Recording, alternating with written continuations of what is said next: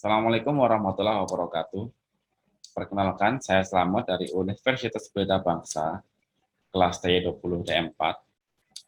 Dari kelompok 6 akan membawakan materi peta Karnaug 2, di mana dalam peta Karnaug 2 ini akan menjelaskan peta Karnaug 4 variabel.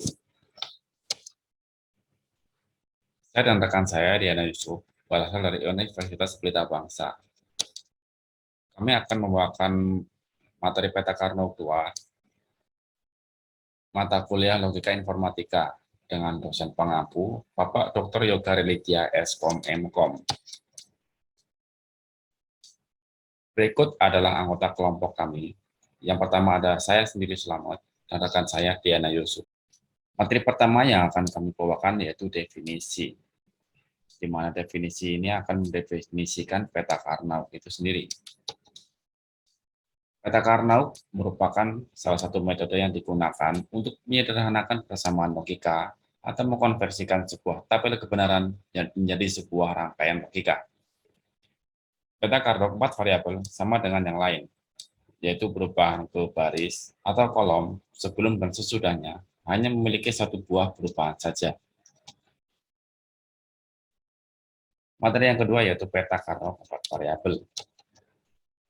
Cara menggunakan peta Karnaug 4 variabel yaitu sesudah dilakukan pengelompokan, maka selanjutnya dengan menentukan hasil dari pengelompokan tersebut, caranya sama seperti pada 2 variabel dan 3 variabel, yaitu mencari variabel-variabel yang memiliki nilai yang sama. Misalkan 4 variabel dalam fungsi boolean adalah A, B, C, dan D. Jumlah kotak di dalam peta Karnaug meningkat menjadi 2 pangkat 4 sesuai dengan variabelnya. Karena variabel yang terdapat 4 variabel, maka jumlah kotak di dalam peta Karnaug rumusnya adalah 2 pangkat 4, yaitu 16. Kita masuk ke dalam contohnya. Di dalam peta Karnaug 4 variabel ini terdapat tabel kebenaran yang di sebelah kiri. Kemudian ada contoh model peta Karnaug yang di sebelah kanan, yaitu ada model 1 dan ada model 2. Pada tabel kebenaran sebelah kiri, terdapat map value, kemudian terdapat variabel-variabelnya dengan nilai kebenarannya.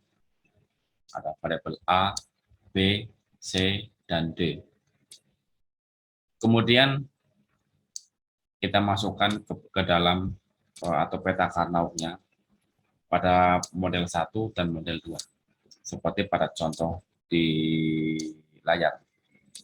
Berdasarkan 2 contoh model sebelumnya, pada pembahasan kali ini kami akan menggunakan pemetaan model 2 seperti berikut ini. Bisa kita lihat contoh model 2 pada peta Karnaug yang di atas, atau dapat kita tuliskan seperti pada peta Karnaug yang ada di bawah ini. Jadi kita bisa menuliskan dengan menggunakan model 2 seperti pada gambar yang di atas, pada peta yang pertama, atau pada peta yang kedua seperti ini. Kemudian kita masuk kepada contoh soal, di mana contoh soalnya adalah sebagai berikut. Sederhanakanlah persamaan logika berikut dengan peta Karnaug atau K-map, di mana fungsi Y sama dengan A, B, C aksen, D aksen, ditambah A, B, C aksen D, ditambah A, B, C, D, ditambah A, B, C, D aksen, ditambah A, B aksen, C, D, ditambah A, B aksen, C, D aksen. Kemudian di sini ada penjelasannya, yaitu cara menentukan hasilnya, yaitu dengan melihat pemetaan yang berisi angka 1 tersebut. Peta Karnaug memungkinkan terdapat daerah yang harus dibagi menjadi beberapa daerah sesuai dengan pola yang sudah ditentukan. Pada soal di atas, dapat dibagi menjadi 2 daerah, yaitu daerah yang berpola vertikal dan daerah yang berpola persegi. Kita lihat ke dalam peta Karnaugnya. Yang dimaksud dalam berpola vertikal adalah daerah yang sebelah sini, di mana berpola vertikal ini terdapat persamaan A, B, C aksen D, dan A, B, C aksen, D aksen. Ini merupakan contoh, ini merupakan daerah yang pertama. Kemudian daerah yang kedua adalah daerah yang berpola persegi, di mana daerah yang berpola persegi adalah di bagian sini. Ini sudah dikelompokkan menjadi dua daerah, sehingga didapat persamaan A, B, aksen, C, D. Kemudian yang kedua yaitu A, B, aksen, C, D, aksen. Kemudian yang ketiga yaitu A, B, C, aksen. Maaf, saya ulangi. Kemudian yang ketiga yaitu A, B, C, D, aksen. Kemudian yang keempat yaitu A, B, C, D.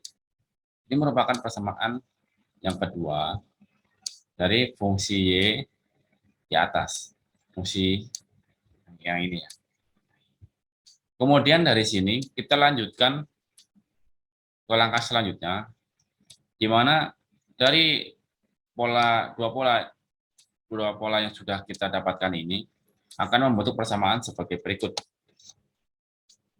Daerah yang pertama, yaitu yang berpola vertikal ya, di mana terdapat A, B, C aksen, D aksen, dan yang kedua ada A, B, C aksen, D.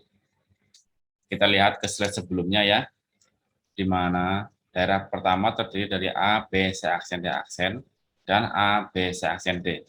Kita lihat A, B, C aksen, D.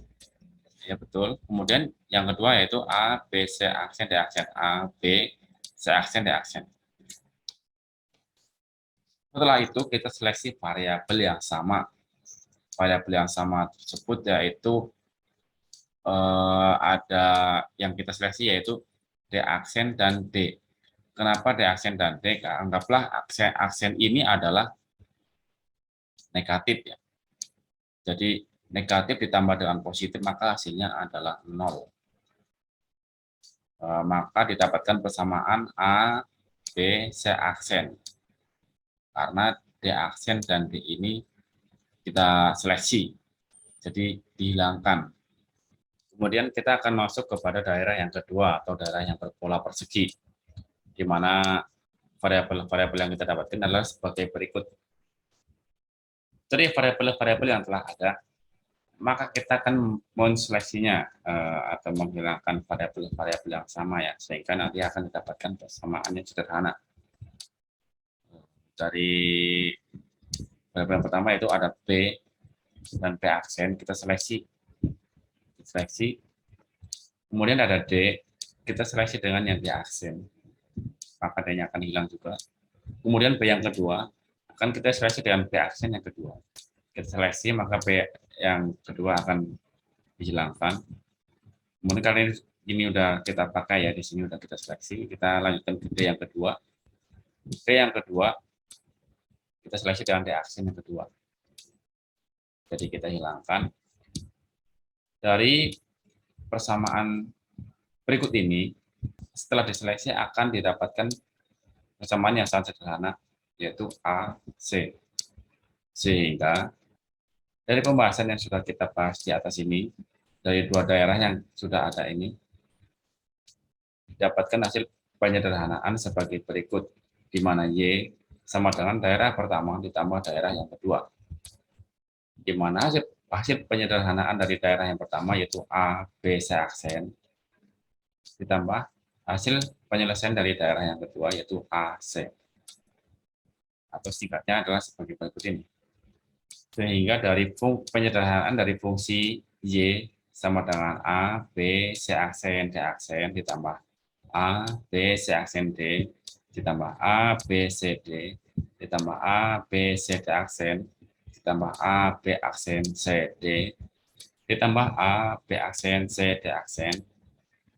Jika disederhanakan, akan menghasilkan fungsi Y sama dengan A, B, C aksen, ditambah A, C.